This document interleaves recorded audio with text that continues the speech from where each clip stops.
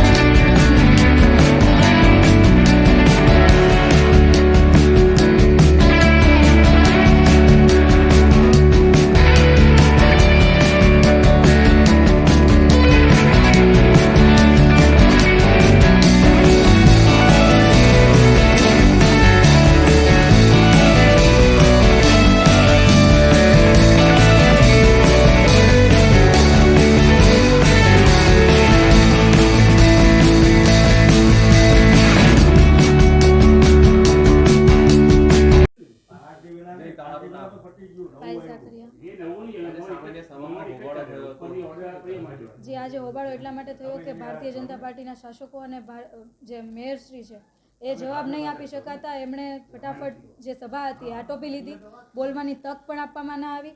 અને જે સમયે 0 વર્ષની અંદર જ્યારે હું બોલવા ઊભી થઈ, અમારી રજૂઆત એવી હતી કે જે નગરરાજ બિલ જે લાગુ કરવાનું હતું કે 2008-2009ની અંદર કેન્દ્ર સરકાર દ્વારા નગરરાજ બિલ લાગુ કરવામાં આવ્યું, ત્યારબાદ ગુજરાત સરકાર દ્વારા મહાનગરપાલિકાઓની અંદર જે મહદઅંશે જે લાગુ કરવામાં આવ્યું કે જેમાં વોર્ડ સમિતિઓ બનાવવામાં આવી અને વોર્ડ સમિતિમાં માત્ર ને માત્ર કોર્પોરેટર અને એક સભ્ય જે આપણા ઝોનના અધિકારી હોય આવી રીતના એક સમિતિ બનાવવામાં આવી।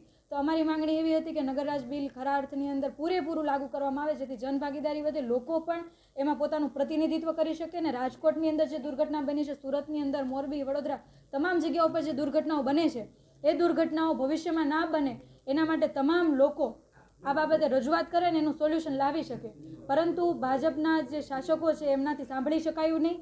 સાથે સાથે રાજકોટની દુર્ઘટના પછી જે પ્રમાણે સુરતની અંદર આડેધડ સીલ મારવાની પ્રક્રિયા ચાલુ કરવામાં આવી, અમે સીલ મારવાના વિરોધમાં નથી, નિયમો ફોલો કરવાની અમે પણ રજૂઆત કરીએ છીએ કે નિયમો સરખી રીતના ફોલો થવા જોઈએ। જે પોલિસી છે તમામ લોકો માટે સરખી હોવી જોઈએ, પરંતુ જે સીલ લાગ્યા છે એ સીલ નાના લોકોના જે ચા વેચતા હતા એમને ત્યાં સીલ લાગી ગયું, કોઈ ગેરેજ ચલાવતું હતું એમને ત્યાં સીલ લાગી ગયું, જે એકદમ સામાન્ય વર્ગ છે જેમની કોઈ લાગવાગ નથી, જેમની કોઈ ભાજપના નેતાઓ સાથેના સંબંધ નથી, એ તમામને ત્યાં સીલ લાગ્યા છે। ટેમ્પરરી સ્ટ્રક્ચરની વાત કરીએ તો અત્યારે નિયમ પ્રમાણે જો જોઈએ તો 150 જેટલા લોકોને પરમિશન આપેલી છે અને બાકીના જે 80,000થી પણ વધારે ટેમ્પરરી સ્ટ્રક્ચર એમનેમ ચાલે છે, રામ ભરોસે ચાલી રહ્યા છે।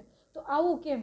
અને જે સીલ મારવામાં આવ્યા એ માત્ર ને માત્ર જે પરમિશન આપેલી હતી 150 ને સીલ મારવામાં આવ્યા। તો જે ગેરકાયદેસર અમારી માંગણી એવી છે કે ભેદભાવની જે નીતિ છે ભેદભાવની નીતિ ના રાખવામાં આવે, નિયમો પોલિસીઓ તમામ લોકો માટે સરખી છે। અને જ્યારે આ સભાની અંદર અમે બિલ્ડરોનું નામ લીધું એટલે તરત જ બધા શાસકના તમામ કોર્પોરેટરો તરત ઊભા થઈ ગયા અને તરત જ હોબાળો કરવા માંડ્યા, કારણ કે ક્યાંક ને ક્યાંક એમના બિલ્ડરોનું જ્યારે નામ લીધું તો પેટમાં બળતરા થઈ હશે, દુખાવો થયો હશે, કેમ કે અત્યાર સુધી અહીંયા કોર્પોરેશનમાં કોઈ બિલ્ડરનો મોરચો નથી આવ્યો, કોઈ ડેવલપરનો મોરચો નથી આવ્યો, માત્ર નિયમો નાના લોકો માટે જ લાગુ હતા। તો અમારી માંગણી એવી હતી ભેદભાવની નીતિ દૂર કરીને ખરા અર્થની અંદર તમામ લોકો માટે નિયમ સરખો હોવો જોઈએ અને તમામ જે પોલિસી છે એનું અમલીકરણ બધા લોકો ઉપર થવું જોઈએ એવી માંગણી કરતા તરત જ મેયર પાસે જવાબ ના હોવાથી એમણે સભા આટોપી લીધી। એકબીજા પર આક્ષેપ પરથી આક્ષેપ પણ લગાવવામાં આવ્યા હતા। એ આક્ષેપ એટલા માટે કારણ કે એમની પાસે કોઈ જવાબ નહોતા કે જે અત્યારે ભેદભાવની નીતિ થઈ રહી છે તો એના ઉપર શું જવાબ આપી શકે। અમે જવાબ માંગ્યા કે તમે શાસકો શું કરો છો, અધિકારીઓ એટલું ખોટું કરે, અધિકારીઓ ઉપર કેમ એક્શન નથી લેવાયા? તો એમની પાસે જવાબ ના હોવાના કારણે એ લોકોએ ખોટી રીતના આક્ષેપો નાખ્યા।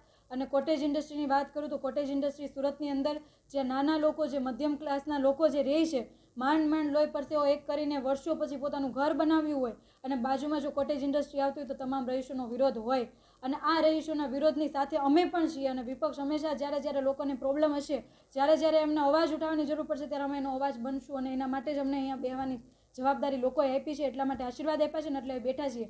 અને વિપક્ષે અમે લોકોએ કોટેજ ઇન્ડસ્ટ્રીના વિરોધમાં જ્યારે અમે ગયા અને નિયમો પ્રમાણેની કામગીરી થાય એના માટેની માંગણી કરી તો એ ભાજપના જે કોર્પોરેટરો છે એનાથી સંભળાયું નહીં અને એના કારણે એ લોકો ખોટી રીતે આક્ષેપો નાખવા માંડ્યા.